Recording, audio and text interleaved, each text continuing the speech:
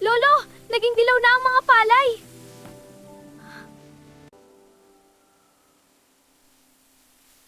Noong nakaraang buwan, berte ang mga ito. Bakit sila namamatay, Lolo? Matagal nang hindi umuulan. Dati, berde ang mga palay at umaagos ang tubig sa irigasyon. Ano sa tingin mo ang maaari nating gawin para maging berde ulit ang ating mga palay? Tingnan mo yung ibon na yon! Mukhang naghahanap ng tubo! Lolo, anong nangyayari? Pagaling ka po, Lolo. Huwag mo na munang alalahanin ang ating palayan. Ako na ang bahala.